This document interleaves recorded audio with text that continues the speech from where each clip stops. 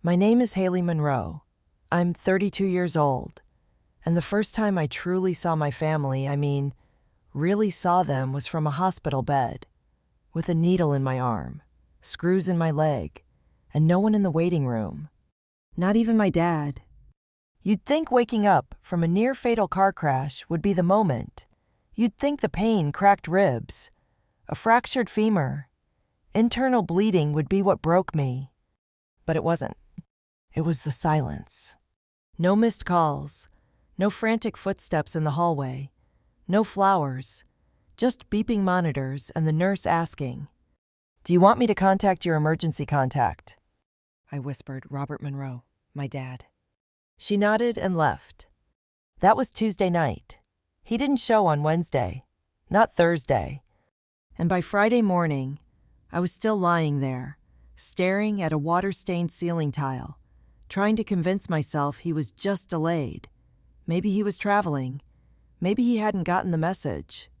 Then my nurse, sweet, blunt woman named Monica, came in to change my IV. She hesitated, then said, "I called again this morning. He picked up?" I sat up too fast and flinched in pain. "He did." She nodded slowly. Her face was careful, like someone trying not to step on a bruise. "He said he was aware of your accident, that he's dealing with something else right now." I didn't ask what. I didn't need to. Because the answer was already there, clawing at the back of my mind like a childhood memory I never wanted to revisit. Jessica, my older sister, the family fire, the one everyone rushed to save. And me, I was the extinguisher, the spare tire, the reliable backup plan. I didn't eat that day, didn't cry either. My body hurt everywhere, lungs tight, stomach stitched, leg pulsing, but the pain that really gutted me came from a place much deeper, a place I thought had already gone numb. You know, when you've been ignored for so long, your body builds calluses, but even calluses can crack. Lena was the only one who came, my best friend since college. Now a nurse practitioner at the same hospital. She walked in holding a stuffed fox from the gift shop. "It's ugly," she said, plopping it beside me, "but loyal, like me." I smiled, barely. She sat on the edge of the bed, gently fluffing my pillow.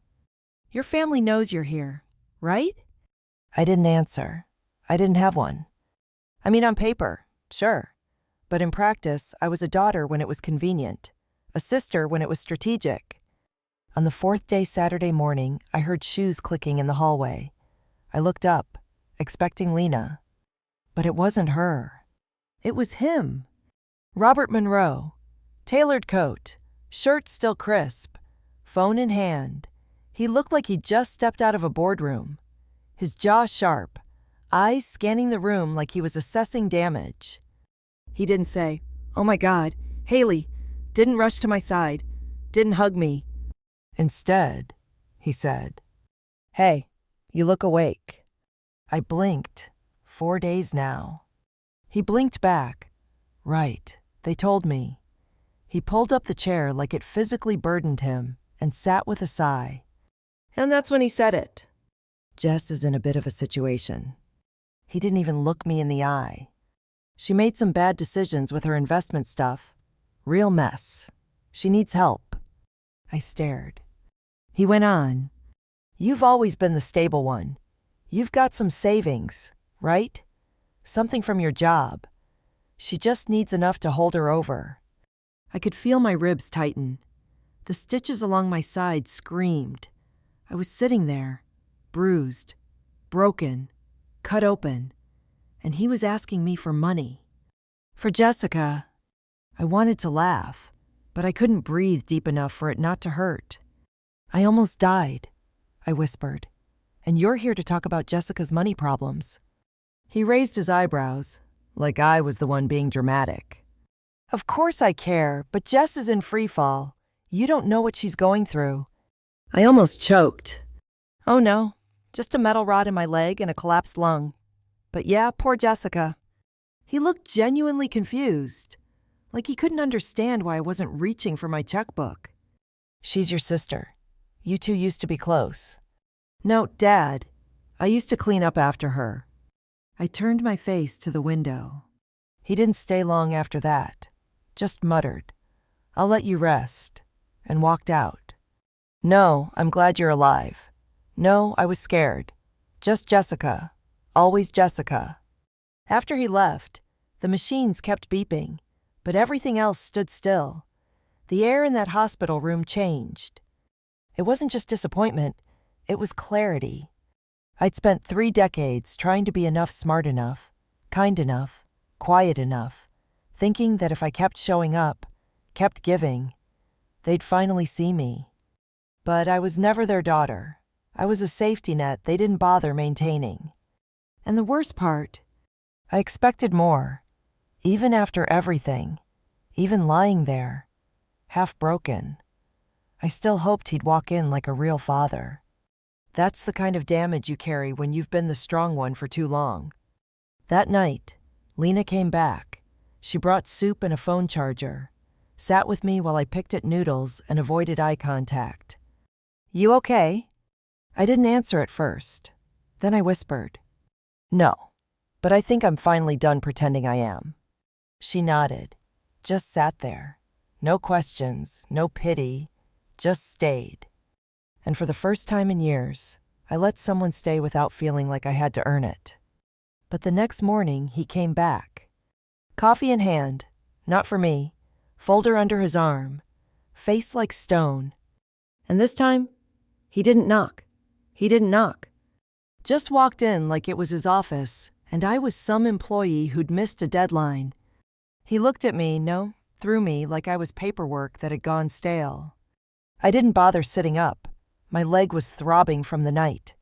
The metal in my femur ached like winter inside my bones. My arms were weak, my mouth dry. And honestly, I was tired of pretending to care what he thought. He didn't ask how I was, didn't mention the bandages or the fact I could barely stand. Instead, he said, "I've been thinking." I said nothing. He sat down again, folder balanced on his knee like it was more important than me. "Jess really needs a win right now," he started, flipping through pages. "She's in a rough place. Haley, and this could follow her for years if we don't get ahead of it." We. My jaw clenched. That word echoed in my skull like an insult. "I talked to the lawyer handling her case." He went on. "He says if we settle a portion of the debt quickly, it might avoid going public.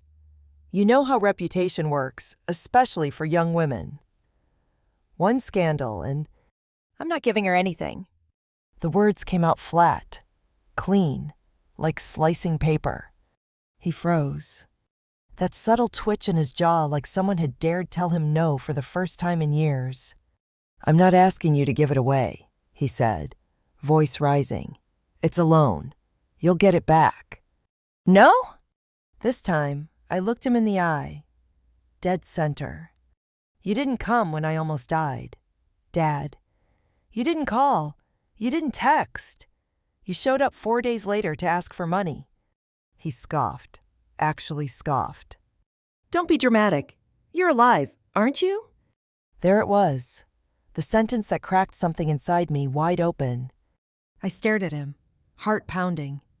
I could have not been... Silence. "But that wouldn't have changed anything, would it? You still would have been there for Jessica. You would have cried for her. You would have bankrupted yourself for her." And me, I laughed, bitter and breathless. I'd be a name in an obituary you skimmed while looking for bail options. His eyes narrowed. He stepped back slightly, not out of guilt, just surprise. He didn't recognize this version of me. The one who wasn't apologizing. "I'm not the one who's failed this family," he said coldly. "You're letting bitterness make you cruel."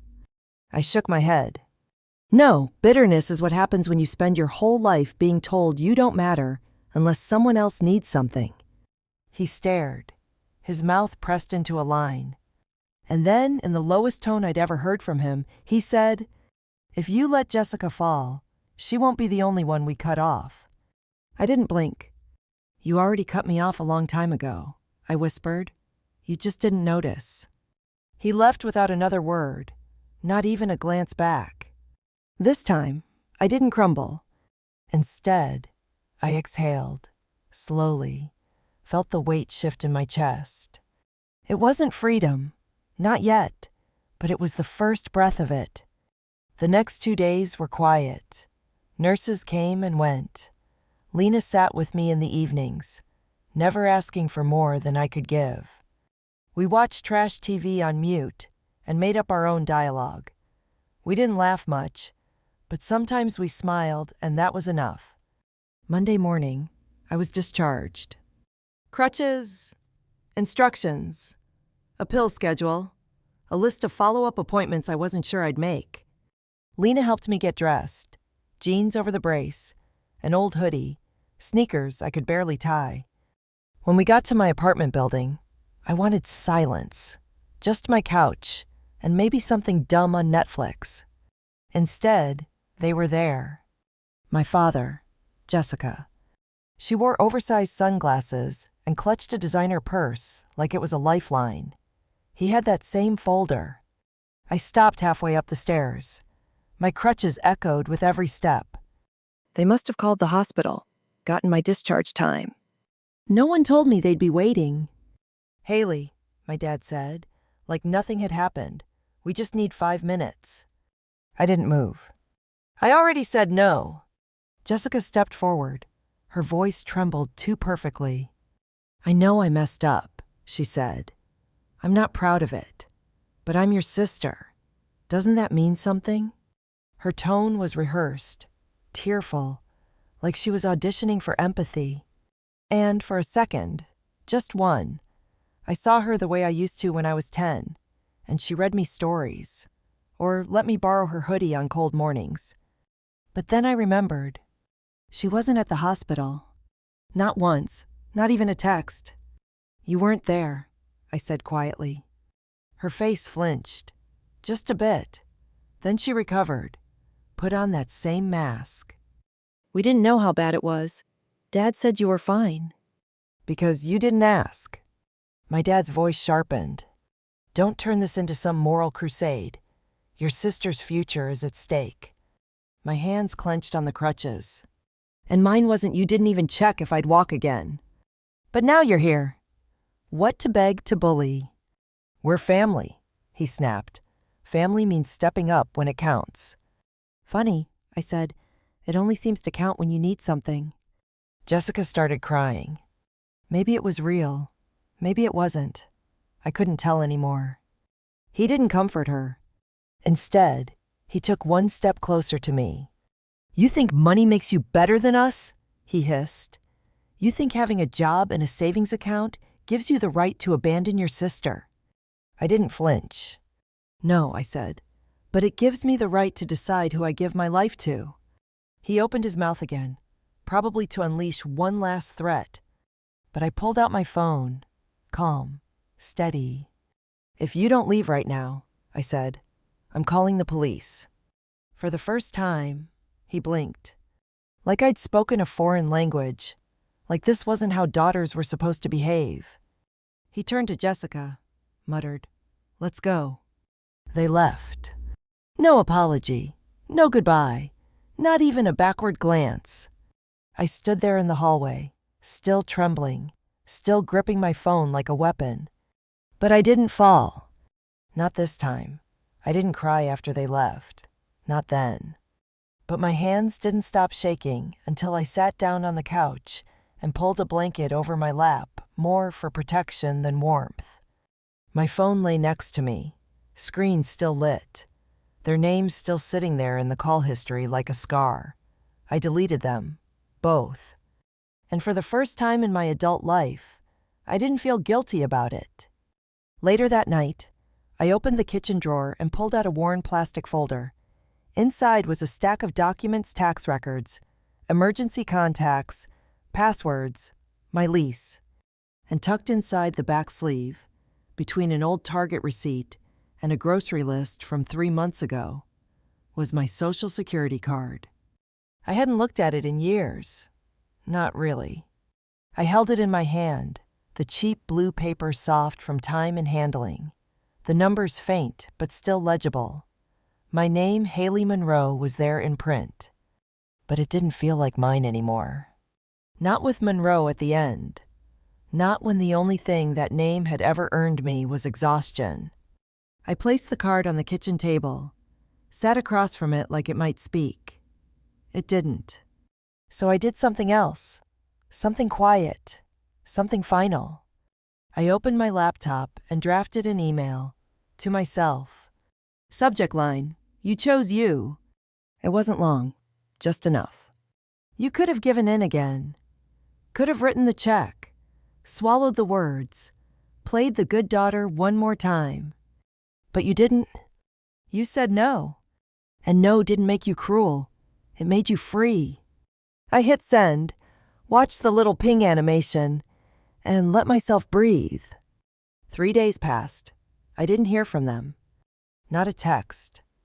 Not a knock. Not even a passive-aggressive voicemail. Which was strange, because the Monroe family wasn't known for going silent. And then something happened that I didn't expect. It started with a message, a Facebook DM, from someone I hadn't talked to in almost 7 years. Melissa Harper, my cousin.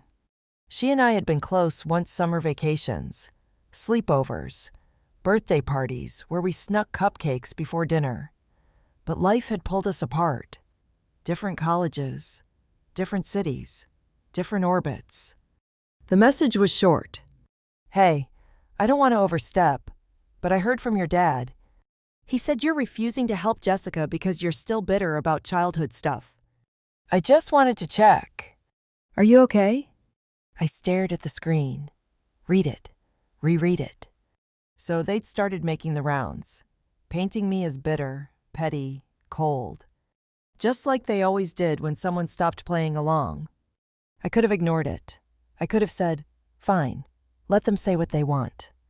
But this time, something inside me cracked open, not in pain, but in resolve. So I replied, "Can we talk?" Melissa and I scheduled a call for the next day. I was nervous, sweating even before she answered.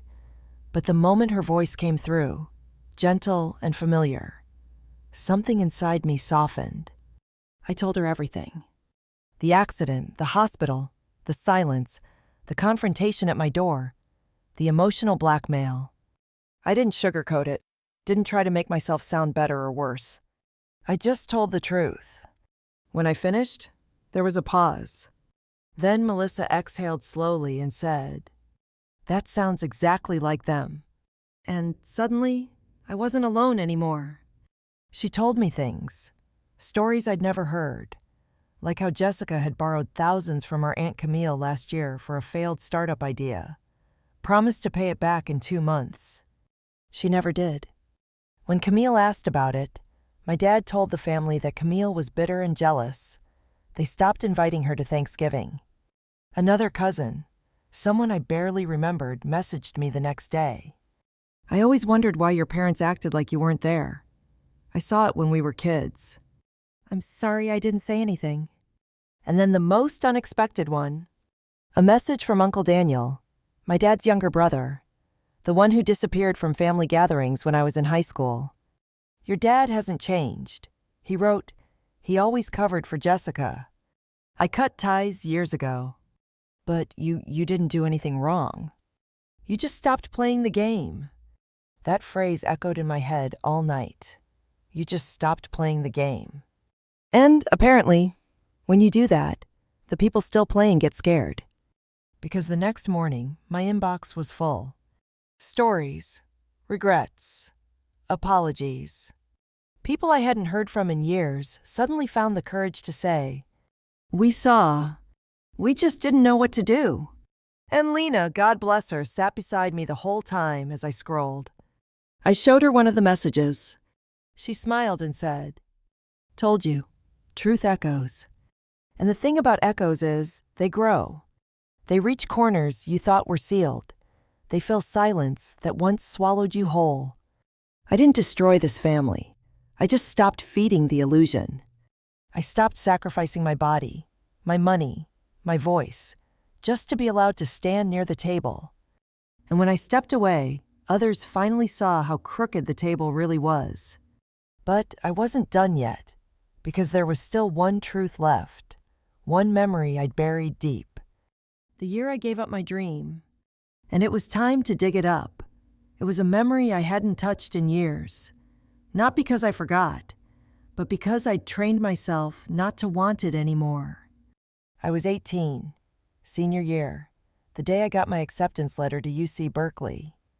I still remember the envelope thick, official, with my name in gold print. I opened it in the kitchen, heart pounding, hands shaking. "Congratulations," it said. "You've been accepted to the class of 20XX, partial scholarship awarded." I screamed, actually screamed. It was everything I had worked for every AP class, every weekend tutoring neighborhood kids to save up, every night I stayed up coding on a borrowed laptop. I ran to my dad with the letter in hand. He was sitting on the couch with his reading glasses on, a glass of whiskey beside him. "Berkeley," he said, scanning the page. "That's across the country." "I know, but it's my dream." He didn't smile, didn't congratulate me, just folded the letter and said, "Well, we'll see what's happening with Jessica first." And like clockwork, 2 weeks later, she got pregnant. No job, no plan, no partner willing to step up. So what did my parents say? "You can defer just 1 year. Help us get through this. Family comes first." They said it like it was a temporary pause, like I'd hit play again after the chaos settled. I believed them, because I wanted to be good, because I thought doing the right thing meant they'd be proud of me. I stayed. Took night classes at the local community college, helped babysit, worked at a tech repair kiosk in the mall to chip in. Meanwhile, Jessica broke up with the guy, moved to another city, and got an apartment funded by my parents. And me, I never made it to Berkeley. When I brought it up again a year later, my dad said, "You found a groove here anyway. Why mess that up?" Like giving up on my dream made me mature. And I believed that too. Until now. Now, every lie, every guilt trip, every subtle dismissal, they were lighting up like warning signs I had ignored my whole life. Lena came over that night. She brought creamy tomato soup and 2 spoons. I was quiet, staring at the framed photo on my bookshelf, my high school robotics team, back when I thought success would equal belonging. "You look like you're somewhere far," Lena said gently. I was just remembering how close I came to living a different life. She didn't ask, didn't need to. Instead, she asked the only question that mattered. "What do you want now?" It hit me harder than I expected, because for years, I had no answer. I only wanted whatever made everyone else okay. But now I wanted distance, from the guilt, from the name, from the role they'd written for me since birth. I looked over at my Social Security card, still lying on the table, still Monroe. But not for long. I looked back at Lena. "I want to be someone I don't have to apologize for." She nodded. "Then start there." The next day, I started writing. Not to them. To me? A letter, not an email this time, handwritten on cream stationery I hadn't touched in years. "Dear Haley, you don't owe anyone your pain. You've given enough. You're not cruel. You're not cold. You're just done. And that's allowed." I folded it, placed it beside the email I'd printed from earlier. "You chose you," and slid both into a box labeled "For me only." I didn't have to publish my pain to prove it was real. But that didn't mean I was going to hide anymore, either. And it turns out I wouldn't get the chance. Because by the end of that week, a second wave of chaos arrived. I got a call from Camille, my aunt, the one Jessica borrowed thousands from. She wasn't calling for money or drama. She was inviting me. "We're doing a little thing next Saturday. Just us cousins, aunts, uncles, backyard BBQ, no pressure." Jessica and Dad, I asked. Not invited. I nearly laughed. She continued. Melissa told us what happened. We didn't know. We really didn't. But we'd like to start making things right, if that's okay. I didn't say yes. Not right away. I hung up and stared at my phone for 10 minutes. Tried to picture it being in a space with family that didn't know me, but actually saw me. It felt impossible. And yet, a tiny part of me wanted to believe it could be real. Later that night, Lena dropped by again. She was basically living off my couch at this point. I told her about the BBQ. She leaned back against the cushions, arms crossed. So, you going? I don't know, I admitted. What if it's a trap, or worse? What if I start hoping again? She looked at me, eyes soft but steady. You don't owe anyone your pain. But you do deserve connection. I thought about that all night. And by morning, I'd made my decision. I pulled out a duffel bag, packed soft clothes, a loose cardigan, and the fox Lena gave me from the hospital gift shop. Not because I needed it, but because it had been loyal, ugly, loyal, and mine. And just as I zipped it up, I got a text. Not from Camille, not from Lena, from Jessica. Just 5 words. I hope you're happy. You destroyed this family. I didn't reply, but I did smile, because for the first time in my life, I wasn't the one setting the fire. I was walking away from it. The Monroe BBQ used to be this huge thing. Dozens of people, plastic tables sagging under paper plates and coleslaw. Jessica arriving late but getting the biggest hug anyway. And me somewhere near the drink cooler, always making sure everyone else had enough ice. This time, it was different. The grill was smaller. The backyard was quieter. And there was no Jessica, no Dad, no whispered tension hovering like cigarette smoke. Just folding chairs, the smell of salmon on the grill, and laughter that didn't feel forced. I almost turned around in the driveway. Almost got back in the car and left. But then Aunt Camille spotted me and ran across the lawn like I was her daughter returning from war. She hugged me so tight, I thought she'd crack a rib. Again. I'm so glad you came, she whispered. We've got a seat with your name on it.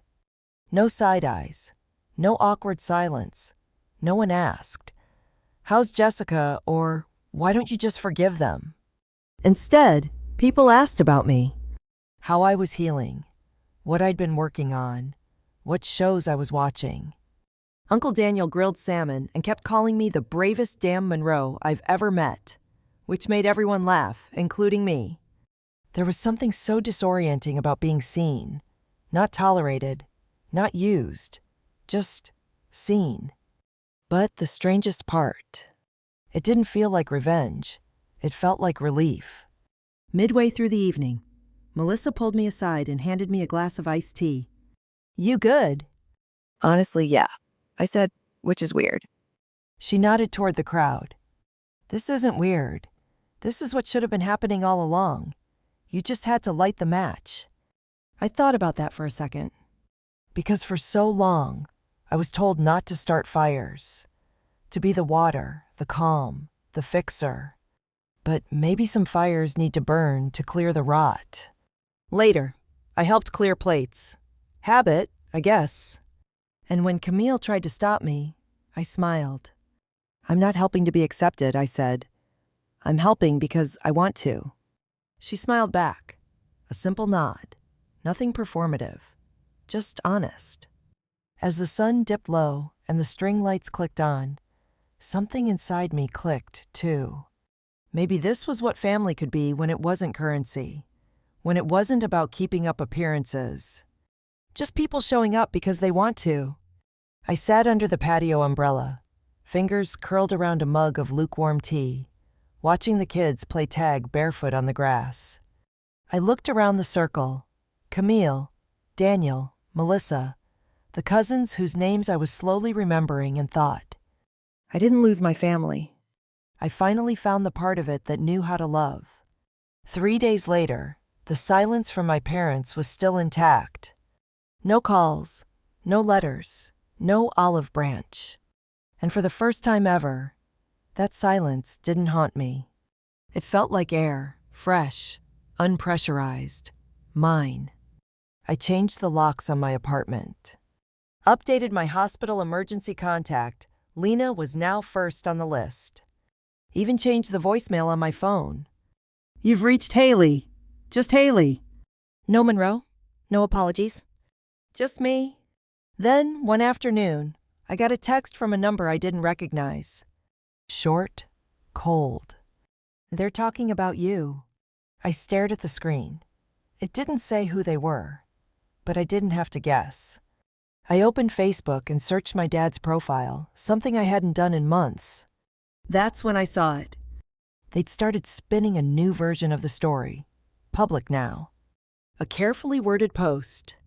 It's always heartbreaking when one child refuses to show grace to another. We all stumble. Some of us are given compassion. Some of us withhold it. Dozens of likes, a few comments, mostly from people who didn't know the whole story. Or didn't want to.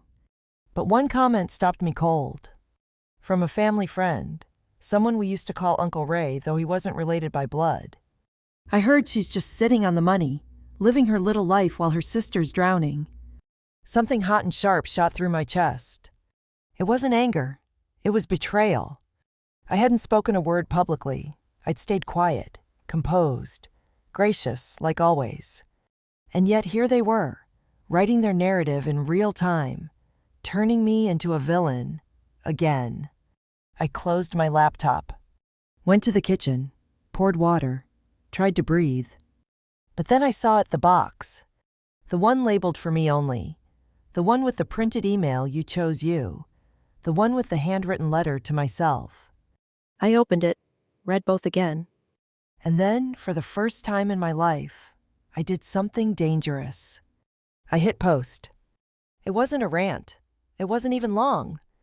It was a photo of my leg brace resting on my hospital bed, a timestamp in the corner, and one caption.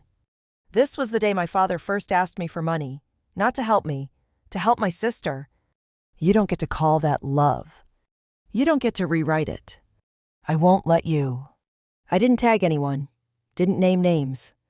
But within minutes, the comment section lit up. Old coworkers, classmates, even people from the BBQ. I felt that in my bones. You don't owe anyone your pain." Some messages were private, some were public, some came from people I didn't even know. But every one of them said the same thing. "You're not alone." I showed Lena the post. She read it quietly, then handed the phone back. "You finally flipped the script." And she was right. Because for years, my story had been told by everyone but me. Now, I was the one holding the pen. And I wasn't done writing. When you finally speak your truth, there's this strange, electric silence that follows. Not the kind that makes you feel small, the kind that holds its breath waiting. That's what happened after I posted the photo. The hospital bed, the brace, the caption. No rage, no hashtags, no tagging. Just truth. And somehow, that was enough. In the first hour, I got 30 comments. By the end of the night, over 200. People I hadn't heard from in years reached out. Former professors. A woman I barely remembered from a coding boot camp in Austin. Even an old classmate from high school. This is exactly what happened to me. My sister was Jessica. My parents were yours. Thank you for putting it into words. It wasn't just sympathy, it was recognition. The kind of ache that only surfaces when someone finally names what you've been swallowing for decades. I went to bed that night with my phone buzzing on the nightstand like it had a heartbeat of its own. But what I didn't expect was how fast the Monroes would notice. The next morning, I woke up to a voicemail from a blocked number. My father's voice controlled, careful, furious in that quiet way he thought made him superior. "I suggest you take that post down. You're creating division in the family." Division. I almost laughed.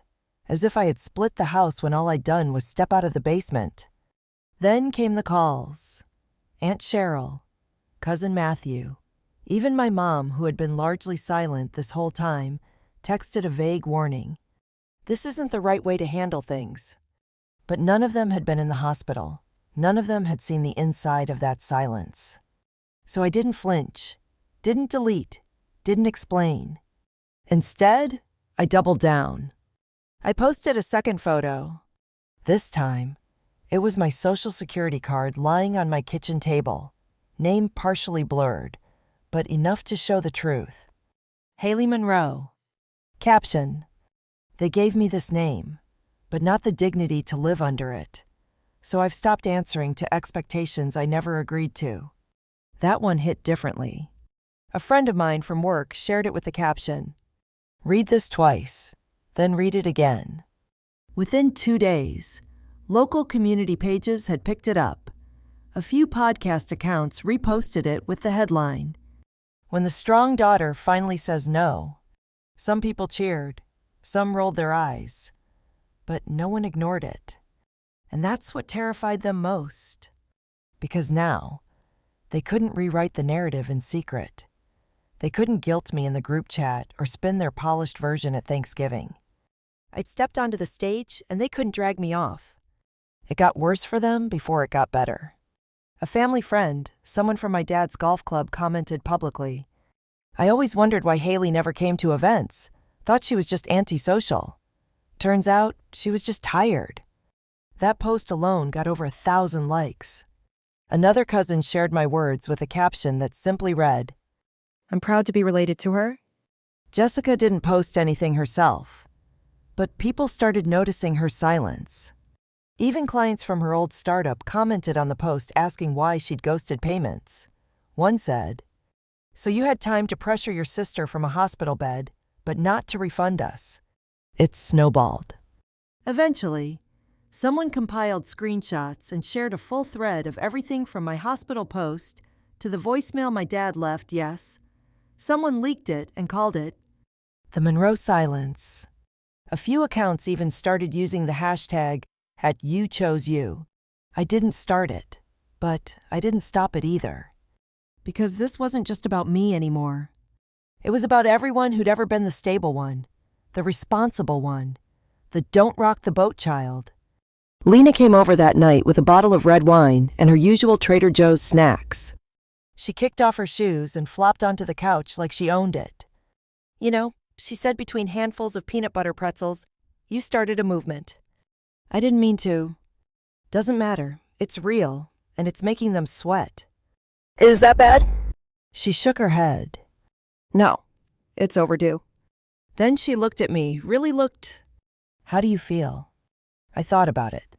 Tried to check in with my body, my chest, my breath. I expected to feel guilty, or scared, or sia, or even triumphant. But I felt still. I feel like I'm finally not flinching. A few days later, I got a letter in the mail. Not an email, not a text. A real envelope with my name written in neat practiced cursive. No return address. Inside was a single sheet of paper, cream stock, heavyweight, centered type. "You've made your choice. There will be no reconciliation. This family can't function under slander and spectacle. Consider yourself released." That was it. No signature, no goodbye, no love. I held it in my hands, felt the weight of the paper like a verdict. Released. As if I was the prisoner, as if they had ever held me gently to begin with. But the strangest thing, I didn't cry. I placed the letter in the same box as my email, and the note to myself. Then I reached for the last folder, my financial binder, and I transferred part of my savings into a new account, not labeled emergency, not family fund. Just one word, Haley. This was my fund. For a trip, for a cabin, for silence. But the good kind. I called Lena, told her I was ready. "Road trip?" she asked, grinning through the phone. Yeah, I think I want to drive again. There was a pause. Then she said, "To reclaim the road that nearly killed you." Exactly. Because sometimes you have to revisit the place of your pain, not to stay, but to walk out of it on your own terms. And as I packed my bag, folded soft clothes, and tucked my ugly stuffed fox into the side pocket, I felt lighter. Not fixed, not healed, but no longer owned. The morning sunlight slipped through the blinds, casting long stripes across my bedroom floor. I lay there for a moment, breathing in the quiet, no buzzing phone, no urgent calls, no whispers of old wounds. For the first time in what felt like forever, I wasn't running. I reached over to my nightstand. The little box labeled "For Me Only" sat there, the weight of it comforting and heavy all at once. Inside, my letters, my emails, the Social Security card I'd touched so many times. I picked up the card. My name stared back, Haley Monroe. Once, it was a name I carried like a shadow. Now, it was mine. Mine to own, mine to redefine. I thought about the nights in that hospital bed, the sterile smell, the pain that wrapped around me like chains, the silence from a family that only called when they needed something. I remembered the day Dad finally showed up, not to hold my hand, but to ask for money. The way Jessica's tears felt rehearsed, the way their words cut deeper than any fracture in my bones. And yet here I was, standing taller. The world I'd lived in, the one where daughters were invisible unless useful, was breaking apart, and I was the fault line. There's something raw about choosing yourself when everyone else expects you to choose them. It's lonely, it's terrifying, but it's the only way to breathe without drowning. I thought about all the messages flooding my inbox after I posted my story, the ones from strangers who'd been the strong one too, the ones who were finally ready to say no, and Lena, who never left my side, the one who sat silently, holding space for my rage and my hope. "You don't owe anyone your suffering," she said once. Those words echoed louder every day. The truth about families is this: they're complicated, messy, and sometimes they don't look like the picture-perfect frames on your walls. But family can also be chosen, built, rebuilt. On days when the past feels too heavy, I remind myself that love shouldn't require pain, that loyalty isn't silence, that being someone's daughter should never mean disappearing inside their expectations. I don't know what the future holds. I don't know if my parents will ever reach out again. But I do know this: I'm no longer afraid of silence, because silence can be a shield, a sanctuary, and sometimes the loudest voice comes from the quietest space.